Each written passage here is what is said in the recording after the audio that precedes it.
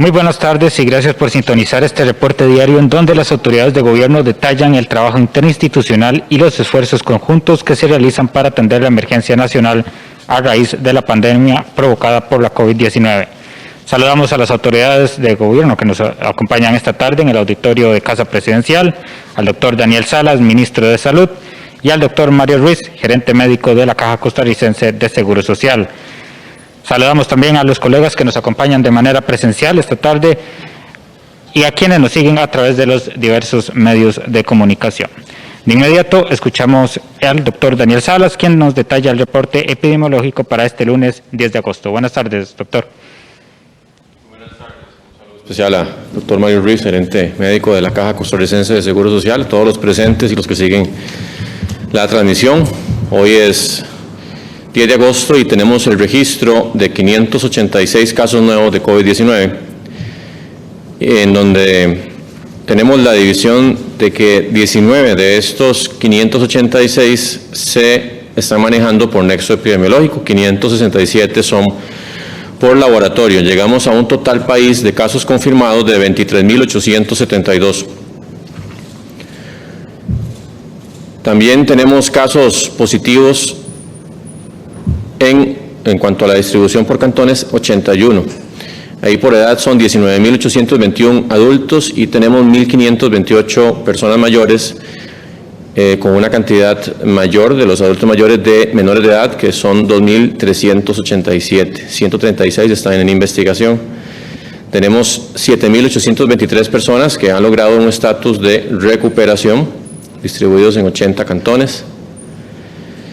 Tenemos también 388 personas que se encuentran en estado de hospitalización, 84 de ellas están en una unidad de cuidados intensivos y el rango de edad de esas personas que están en cuidados intensivos va desde los 28 hasta los 88 años. Reportamos hoy 9 lamentables fallecimientos, se trata de 7 hombres y 2 mujeres, el rango de edad va desde los 36 hasta los 96 años, fallecimientos relacionados con el COVID-19. Un sentido pésame a todos los familiares de estas personas. También se contabilizan 244 fallecimientos relacionados con COVID desde que empezamos con la pandemia. Son 88 mujeres y 156 hombres. El rango de edad va desde los 23 hasta los 99 años. Y yo también quería aquí hacer una acotación con respecto a la importancia. Estamos en medio de una pandemia y claro que no tenemos que abocarnos en mucho a lo que es la atención de la pandemia, pero hay cosas muy importantes que no se deben descuidar, como los programas de vacunación. Entonces, en ese sentido, siempre es importante, porque al final las vacunas es un acto importantísimo de prevención para muchas otras enfermedades.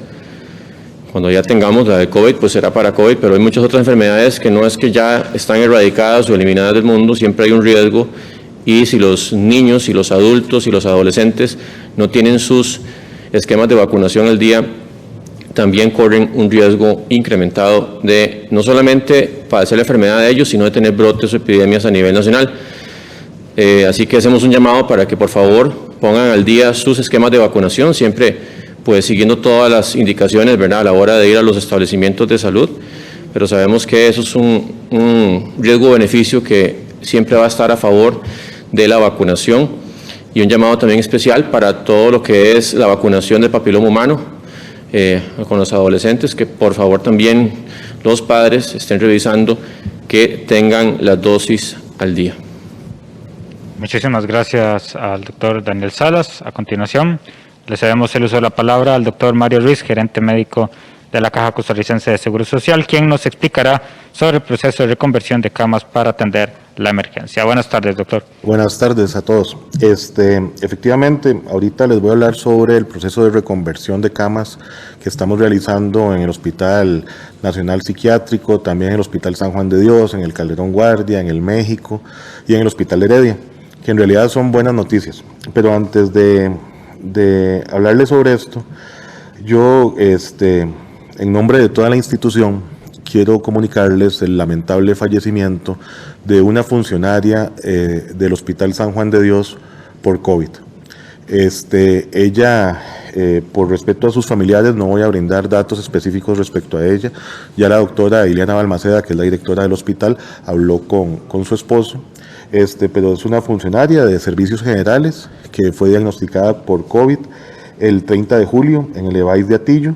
Después, posteriormente, el 3 de agosto estuvo internada en el Hospital Calderón Guardia, donde falleció con diagnóstico de COVID. Nos duele profundamente a toda la familia de la institución. Es algo a lo que estamos expuestos como funcionarios, a lo que estamos expuestos como trabajadores de la salud. Y yo quiero agradecerle profundamente a todos los funcionarios que están trabajando en la línea de batalla. Con respecto a la ampliación de las camas, queríamos contarles que día a día, 24/7, nos hemos dado la tarea de tratar de aumentar la capacidad instalada de la institución en cuanto a camas de cuidados intensivos y camas de cuidados moderados. Es importante resaltar, y ya lo hemos dicho varias veces, esto no se resuelve en los hospitales. El hospital es el último eslabón de una cadena de contagios. Lo ideal sería que las personas no se enfermen en la comunidad. Para eso también estamos fortaleciendo el primer nivel de atención, que son los EVAIS. Estamos inclusive elaborando un programa de fortalecimiento de todo lo que tiene que ver con la atención primaria, la educación y la sensibilización en cuanto a las medidas de prevención. Haciendo un esfuerzo extraordinario por parte de toda la institución, en donde han participado todos los directores a lo largo y ancho del país, directores desde áreas de salud hasta directores de hospitales. Hemos llegado a la conclusión de que vamos a poder ampliar nuestra capacidad de cuidados intensivos hasta 287 camas y nuestra capacidad de cuidados moderados hasta 1.058 camas. Pero esto va a implicar que si se tuvieran que utilizar todas estas camas, la estrategia que hemos planteado desde el inicio de proteger los hospitales regionales y periféricos ya tendría que cambiar, y los hospitales regionales y periféricos tendrían que ser parte de centros que van a albergar pacientes COVID. No queremos llegar a ese punto y ojalá estas camas no las tengamos que utilizar. Pero como ustedes ven los números que inclusive compartió hoy el señor ministro de Salud, todos los días tenemos más pacientes internados y más pacientes en las unidades de cuidados intensivos. De hecho, al día de hoy ustedes ven que tenemos 84 pacientes en UCI y 302 pacientes en salón. Va variando. Como parte de esta estrategia, el día de hoy ya se comenzó a utilizar el Hospital de Heredia como un hospital dual. ¿Qué quiere decir eso? Que el Hospital de Heredia va a atender pacientes con COVID y pacientes sin COVID que tengan otras enfermedades. El Hospital de Heredia acondicionó todo el tercer piso del hospital para atender pacientes COVID. Son 14 camas de cuidados intensivos, 36 camas para pacientes intermedios. Hace poquito estaba hablando con la doctora Priscila Balmaceda y ya están internando pacientes. Esto va de la mano del perfil epidemiológico de la provincia de Heredia. De hecho, es uno de los sitios en donde hay, tengo entendido que es el cuarto cantón, si no me equivoco, que tiene más pacientes positivos por COVID. Entonces, hemos tomado la decisión, en conjunto con la dirección del hospital, la CAET y los equipos de la gerencia médica, de utilizar el Hospital de Heredia como un hospital dual. Esto implica cambios a lo interno del hospital. Los pacientes de cirugía se van a pasar al cuarto piso, pacientes de ginecología se van a reforzar en el segundo piso, e implica un compromiso todavía más fuerte de trabajar en red. Como les digo, ojalá no tengamos que utilizar estas camas, pero es a lo que nos obliga el comportamiento del crecimiento de casos todos los días. Esto también va de la mano del aumento de la capacidad instalada que se está implementando en el Hospital San Juan de Dios. El Hospital San Juan de Dios va a lograr habilitar 24 camas más de cuidados intensivos. El Hospital México va a lograr habilitar 24 camas más también. El SEACO ya está utilizando 16 camas como cuidados intensivos. Aquí no es un aumento de capacidad en el SEACO, sino que es un aumento de la complejidad. Y el Calderón Guardia ya está usando el piso 6 con pacientes. El 7 ya está habilitado, pero todavía no se está utilizando. Y además, estamos analizando muy fuertemente la posibilidad de utilizar el tercer piso del Hospital Calderón Guardia para pacientes ginecológicas o obstétricas, pacientes embarazadas que tengan COVID. para fortalecer la red. Ahí hay más o menos unas 30 camas, me decía ahorita el doctor Taciano Lemos. Eso va a permitirnos fortalecer la atención de pacientes embarazadas con COVID. Y el cuarto y el quinto piso los estamos habilitando para pacientes moderados. Eso nos daría unas 70 camas más. Ahí es a donde llegaríamos a las 287 camas de cuidados intensivos, y si utilizamos todos los hospitales regionales y periféricos, a las 1058. Si no utilizamos regionales y periféricos, serían 643 camas. Es parte de lo que, como les digo al inicio, ojalá no tengamos que llegar a utilizar. Con respecto a lo que decía el señor ministro, respecto a la vacunación contra el virus de papiloma humano, el grupo meta de este año son 35.828 niñas que cumplen 10 años en el 2020. De este grupo, recordemos que son 2 dosis, solamente se han aplicado la primera dosis un 15% y la segunda dosis un 38%. Para que la inmunización que brinda la vacuna funcione, se tienen que aplicar las 2 dosis. Esto tal vez no lo vemos a corto plazo, pero a largo plazo son vidas que se salvan, porque son niñas, son mujeres que no van a padecer de cáncer de cérvix. Entonces, por favor, yo sé que en estos momentos solamente nos cabe en la cabeza pensar en el COVID, pero no tiene que ser así. Hay otras enfermedades que están ahí y que son prevenibles, sobre todo el virus de papiloma humano. Entonces, por favor, le hacemos un llamado a los padres de familia a que lleven a las chiquitas a vacunarse. Inclusive no tienen que sacar cita, nada más van con su hija, ojalá bien protegidos, con mascarilla, con careta, utilizando todas las medidas de protección. Si alguien de la familia tiene factores de riesgo, no vaya, que vaya alguien sin factores de riesgo acompañando a la menor, y ahí va a ser vacunada. Nada más tienen que llevar el carnet de vacunación. Muchísimas gracias. Muchísimas gracias al doctor Mario Ruiz. De inmediato vamos a proceder a escuchar las consultas de los colegas. El primero de estos es el colega Edgar Fonseca del medio Puro Periodismo. Don Edgar, muy buenas tardes. Por favor, nos indica hacia quién va dirigida su consulta. Buenas tardes, don Daniel. Buenas tardes, doctor Ruiz. Mis consultas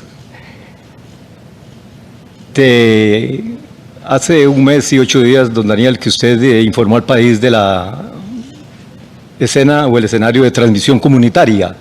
A estas alturas, ¿cuál es el balance que hace usted del estado de situación respecto a ese fenómeno, a esa afección en el gran área metropolitana en la que usted había mencionado? Del rezago de pruebas que había hasta hace una semana, que se calculaba más de 2.500 a estas alturas en cuanto al avance que se haya dado, y del balance de muertes, doctor, de esas 244 muertes, ¿cuál es el mayor peso por edad? Y si lo tienen desglosado por locales y extranjeros, si es que lo puede aportar. Doctor Ruiz, usted acaba de comunicar el lamentable fallecimiento de una víctima del hospital, en el Hospital San Juan de Dios, del personal.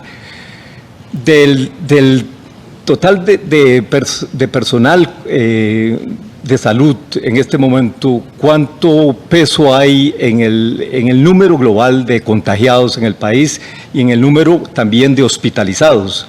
Para tener una idea de ese detalle. Y del número de contagiados y del número de hospitalizados que ustedes están comunicando en esta tarde, ¿cuántos son asegurados, si tienen ese desglose, y cuántos no? ¿Y cuál es el costo promedio que ustedes tienen de tratamiento de atención diario por cada una de estas personas, contagiados y hospitalizados? Muchas gracias, don Edgar. Doctor Salas. Un saludo, don Edgar. La primera pregunta con respecto a estas alturas, ¿cómo va el balance en la GAM y la transmisión comunitaria? Pues la transmisión se ha mantenido todavía y se mantiene. Eso, una vez que ya existe transmisión comunitaria, es difícil del todo erradicarla, aunque la idea es que se vaya disminuyendo con el paso del tiempo, poder tener, ojalá llegar otra vez a tener en su mayoría clusters en la gran área metropolitana, agrupamientos de casos y no transmisión comunitaria, pero todavía existe. Y también ustedes han visto, eso se ha reflejado obviamente en el aumento de casos y también en la tasa de hospitalización.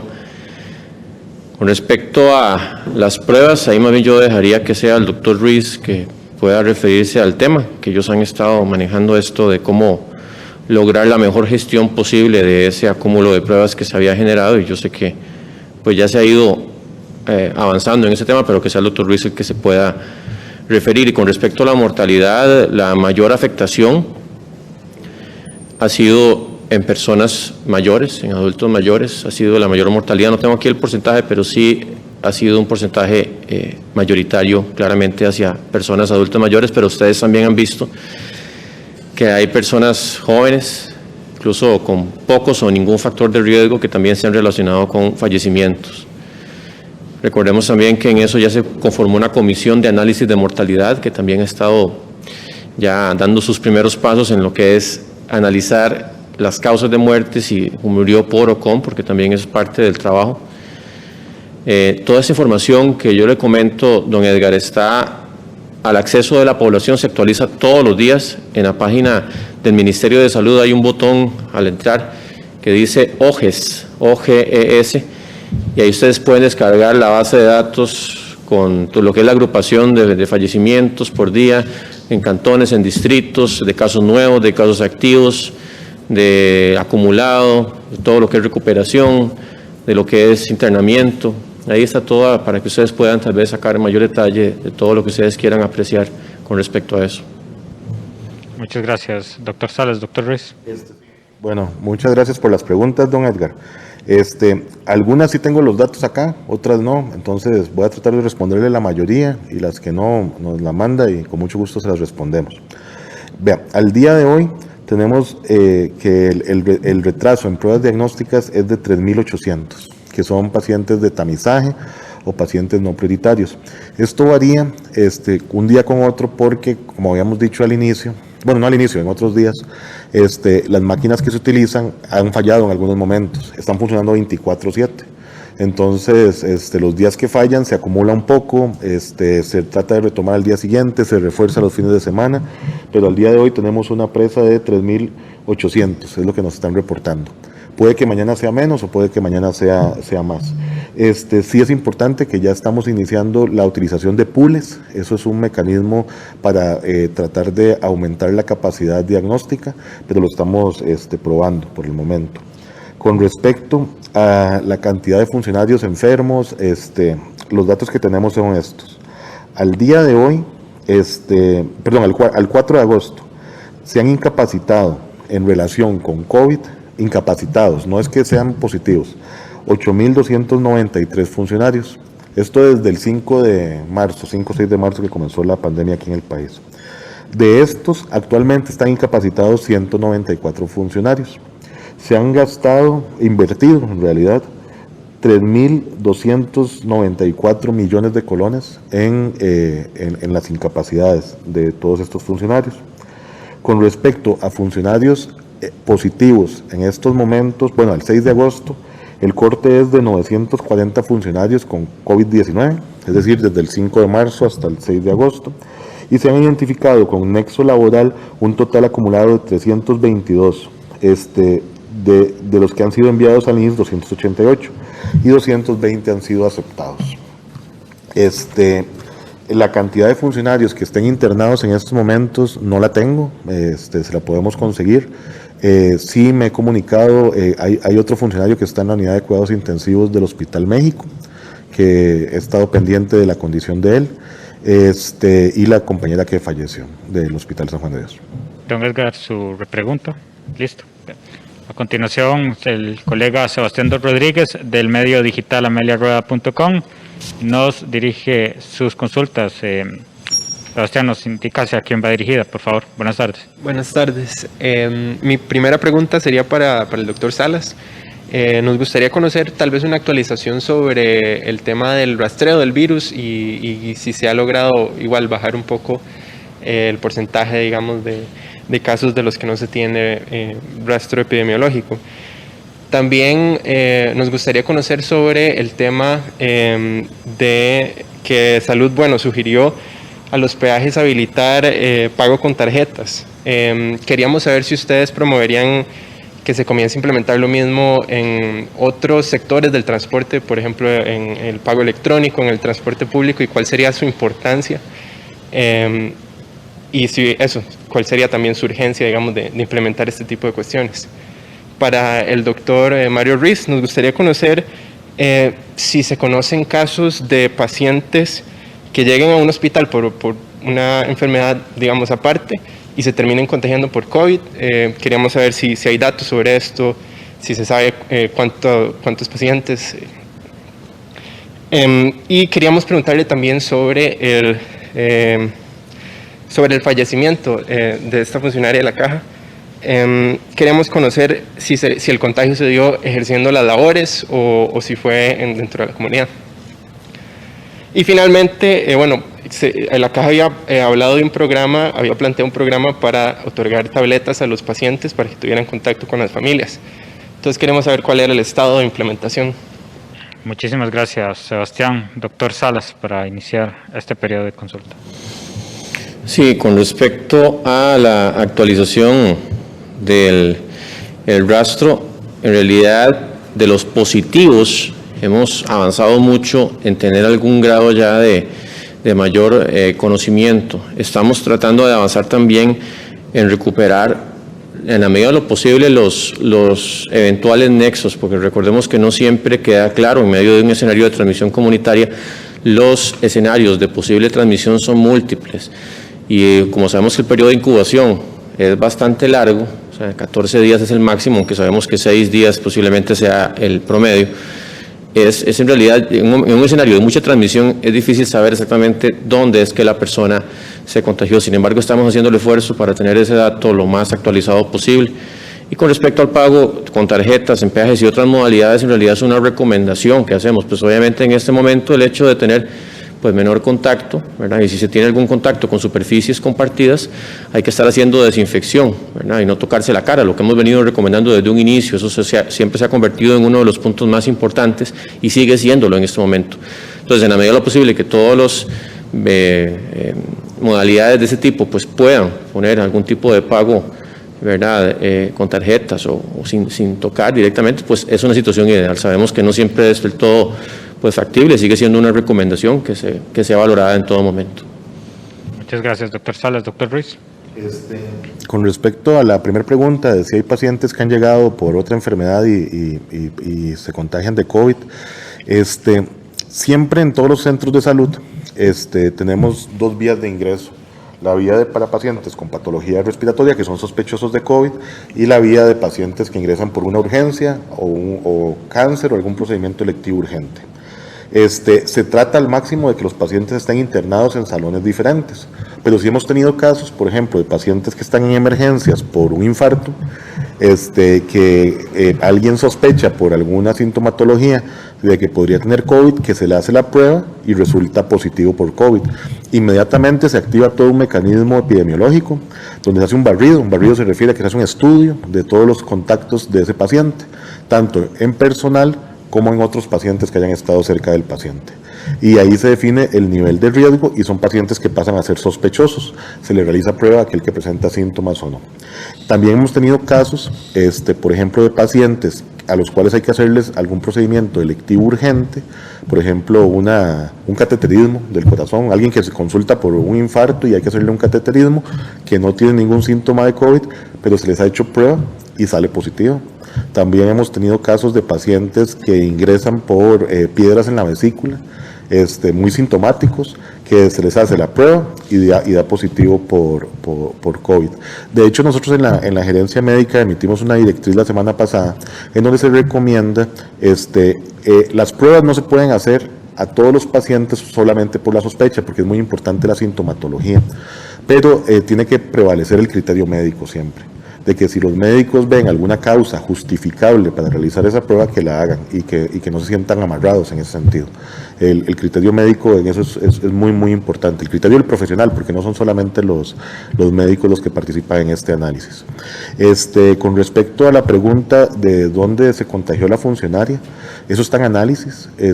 Yo prefiero, por respeto a la familia y por respeto a la misma funcionaria y a los compañeros del hospital, no referirme a eso por el momento hasta estar completamente seguros. El asunto aquí es que ya tenemos una transmisión comunitaria perfectamente, y es muy difícil en algunas ocasiones establecer dónde se contamina una persona. Entonces, por respeto a ella, yo prefiero no referirme a eso. Y con respecto a la campaña de las tabletas, ha sido muy efectiva. Se utiliza en el Senare, se utiliza en el Hospital de Heredia, se utiliza también en el Hospital San Juan de Dios, en algunas pacientes. Eso ha tratado de acercar un poquito la calidez humana a los familiares de los pacientes y a los pacientes. Y en eso yo le agradezco muchísimo al personal de enfermería, porque esta iniciativa nació del personal de enfermería que querían que los pacientes estuvieran más acompañados. Muchísimas. Los casos de los pacientes que entran por otras enfermedades, ¿se sabe exactamente cuántos casos serían o...? No, el número ahorita no lo tengo. Podemos buscar a ver qué se puede, pero sí se han presentado casos. Digamos, sí se han presentado. Y para el doctor Salas también, usted mencionó que había habido un gran avance en términos de recuperar el rastreo. No sé si tendría un porcentaje, como se había mencionado en las veces pasadas. Ok, con respecto a esto, existen aproximadamente 2.000, poco más de 2.000 órdenes sanitarias que no han sido notificadas. Estamos ya poniéndonos al día y ya también con la caja tenemos el mecanismo para que de una vez, esperemos ya que se pueda implementar esta misma semana, cuando se toma la muestra se pueda hacer notificación, eso nos va a ayudar enormemente como país.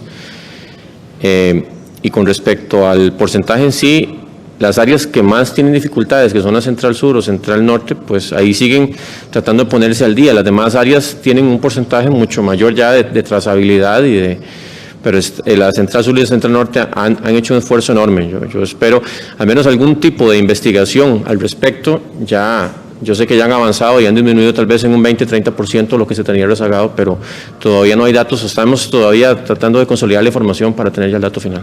Muchísimas. Doctor Ruiz, ¿sí va a ampliar? Por favor. Quería agregar algo, ahora que el doctor Salas mencionó la Central Sur y la Central Norte. De hecho, son las zonas de las regiones más grandes y que tienen más población. Y aquí es importante que nosotros entendamos que juegan muchísimos factores. Por ejemplo, hoy en la Central Sur, toda la dirección regional los tuvimos que mandar a la casa a teletrabajar porque 2 compañeros de recursos humanos dieron positivo. Entonces ellos igual van a seguir trabajando y van a seguir tratando de gestionar todo esto, pero es la cabeza de una de las zonas más pobladas y con más áreas de salud del país. Así es esto de complicado, porque como tenemos esos casos en la Central Sur, hemos tenido, por ejemplo, en el Hospital de Limón, o en el Hospital de San Carlos, en el Hospital México, y hay que ir gestionando, sustituyendo, y yo ahí quiero agradecerle mucho al personal que, aunque tiene una orden sanitaria y se van para la casa, está teletrabajando. Muchas gracias. Muchísimas gracias.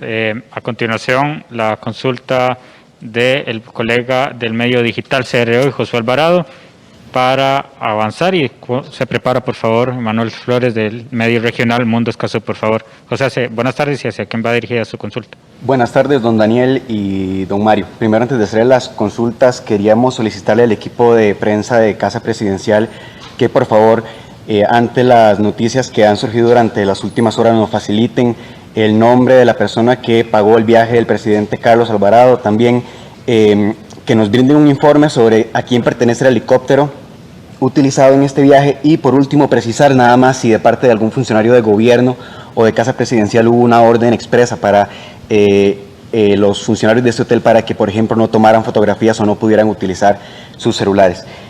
Respecto a COVID, mis 2 preguntas van dirigidas al ministro don Daniel Salas. Primero, queremos saber un poco más de información sobre la certificación de mascarillas.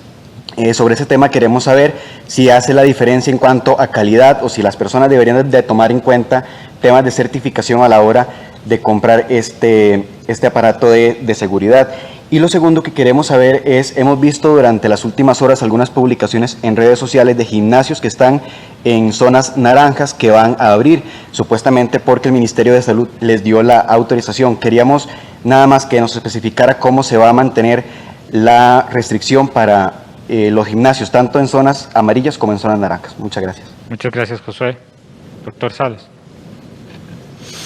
Sí, con respecto a la certificación de mascarillas, nosotros hemos avanzado en el país en lo que es certificación de equipo y material biomédico, tomando la recomendación de la OMS-OPS con respecto a uno de los ejemplos más claros que ha sido Canadá y muchos de los países pues también que pueden adoptar esas medidas, lo que es la mascarilla en sí y este tipo de material se califica como de nivel 1.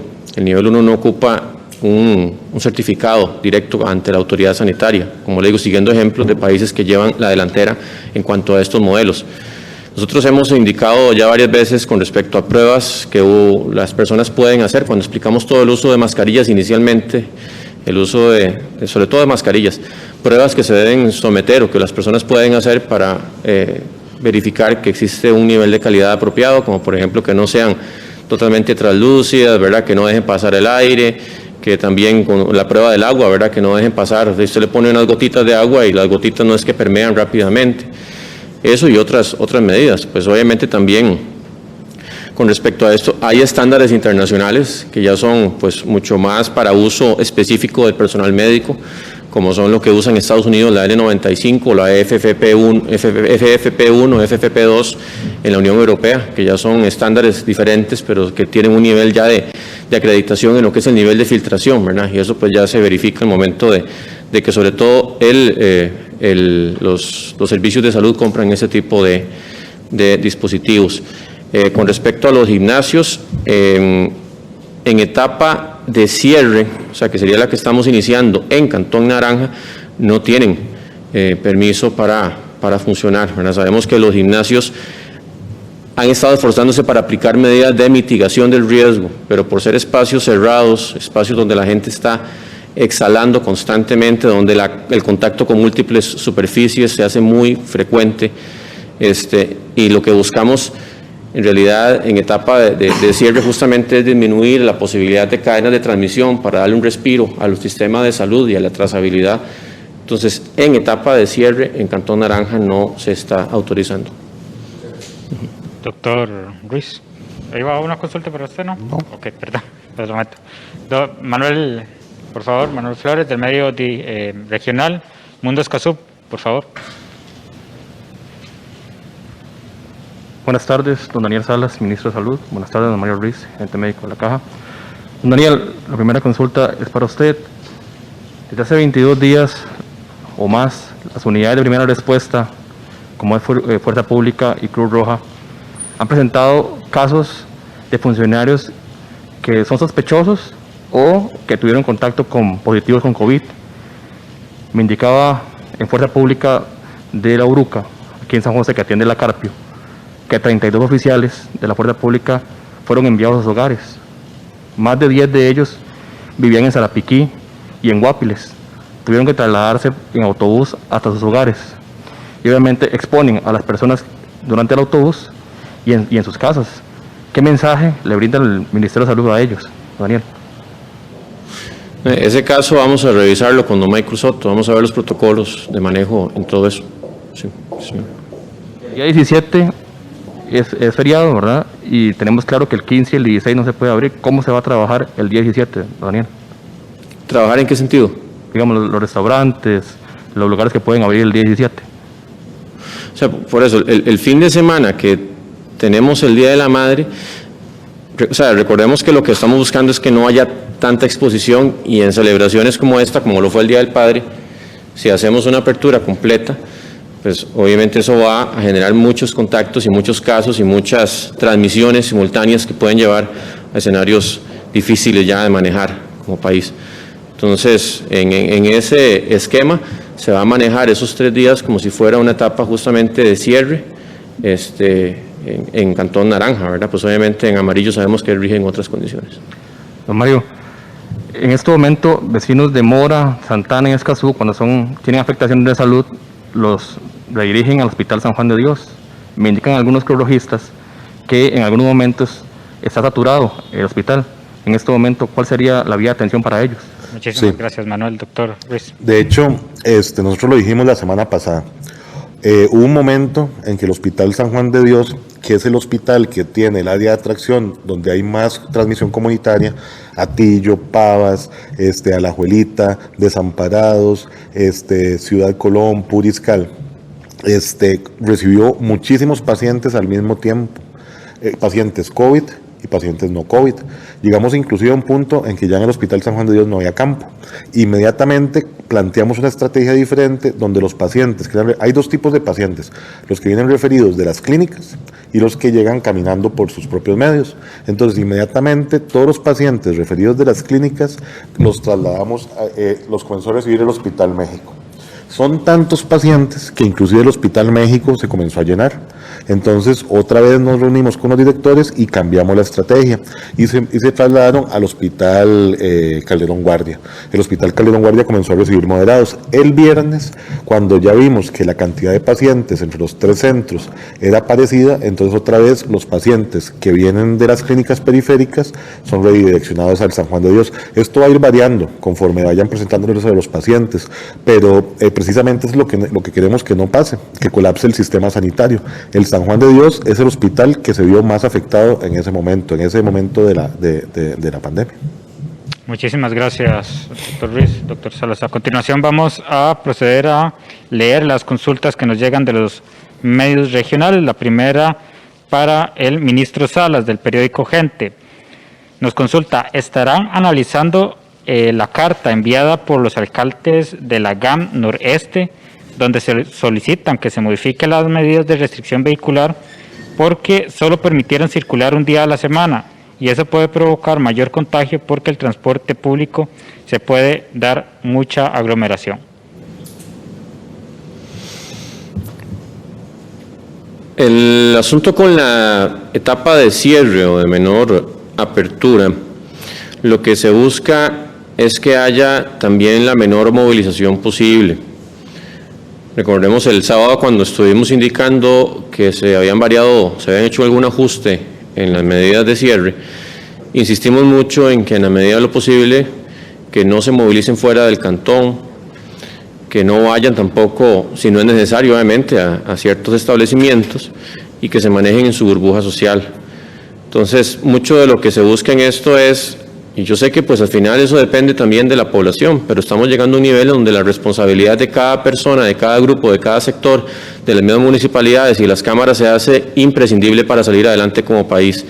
Pero lo que se busca siempre es que haya la menor movilización en etapa de cierre, aunque los establecimientos de atención, algunos estén abiertos, que no existe una alta movilización. Entonces, si pensamos en que lo que vamos a facultar en una etapa de cierre es que la gente se pueda mover como si estuviéramos en una etapa de apertura, pues entonces pierde mucho sentido porque lo que estamos buscando es justamente lo que ya explicaba anteriormente, que no haya tantas exposiciones, entre más movilizaciones haya, más exposiciones hay, más transmisiones se dan y más existe un aumento de casos. Entonces mucho de lo que buscamos en medio de esto también es que exista la menor movilización posible. Ahora, dicho esto, pues obviamente nosotros siempre estamos haciendo los análisis de riesgo, haciendo las proyecciones con la modelación de diferentes escenarios y podemos eventualmente hacer algunos ajustes en medio de las medidas que se han tomado anteriormente, como ya lo hemos hecho. Esto tampoco es que está escrito en piedra, tenemos justamente la capacidad de las modelaciones que nos aporta el CIMPA y todo lo que es la clasificación de los niveles de riesgo y mitigación de las diferentes actividades que también se están haciendo constantemente. Entonces, dicho esto también, pues en todo momento estamos analizando las propuestas que se hacen y podemos eventualmente considerarlas para futuros momentos. Muchísimas gracias, doctor Salas. Para el doctor Ruiz, la siguiente consulta viene desde Punta Arenas reporta, de hecho, nos consulta cuál es la situación actual del Hospital Monseñor Sanabria en cuanto a la capacidad de atención de los casos COVID-19 de la zona y de la periferia que atiende dicho centro hospitalario. Voy a aprovechar esta pregunta para recalcar algo. Desde marzo estamos aumentando capacidad hospitalaria. Recordemos que a inicios de marzo las camas que teníamos asignadas para pacientes con COVID eran 24, porque hay otras camas de cuidados intensivos que no se pueden utilizar. Ya hoy vemos que tenemos internados a veces hasta 100 pacientes y hemos logrado salir adelante. Esto viene en base a una estrategia en donde los hospitales regionales y periféricos se protegen para que hasta donde sea posible no tengan pacientes con COVID. cada uno de estos centros, por ejemplo, para que entendamos todos, los hospitales nacionales son el San Juan de Dios, el México, el Calderón, nacionales especializados son el SEACO, el Hospital Nacional Psiquiátrico y la Carita. Hospitales regionales son Heredia, Alajuela, San Carlos, Pérez Celedón, y hospitales periféricos son todo el resto, por ejemplo, Ciudad Neily, San Vito, el Hospital de los Chiles, el Hospital de Upala. El Hospital de Punta Arenas es un hospital regional. En todos los hospitales del país se han establecido vías alternas para el ingreso de pacientes con patologías respiratorias, sospecha de COVID, pacientes que no, y en cada servicio de emergencias se han instalado áreas para pacientes sospechosos e inclusive áreas de si fuera necesario internamiento, ojalá que no. En el hospital de Punta Arenas, de hecho hicimos una gira, creo que en junio o mayo, no recuerdo la fecha, se instaló. Ellos tienen un área de cuidados intensivos con aislamiento, donde creo que pueden estar 1 o 2 pacientes. Y además, el servicio de emergencias tiene acondicionado un flujo diferenciado, donde se está utilizando parte de lo que era consulta externa para el análisis de pacientes sospechosos de COVID, y se han acondicionado cerca de 24 camas, las cuales se utilizarían en caso necesario para el manejo de pacientes con COVID. Muchísimas gracias al gerente médico de la Caja Costarricense de Seguro Social, el doctor Mario Ruiz. Muchísimas gracias al ministro de Salud, al doctor Daniel Salas. Muchísimas gracias a los colegas que nos acompañaron y a quienes siguieron esta transmisión a través de los distintos medios de comunicación. De esta manera damos por concluida esta conferencia de prensa. Los esperamos el día de mañana con un nuevo reporte. Muy buenas tardes.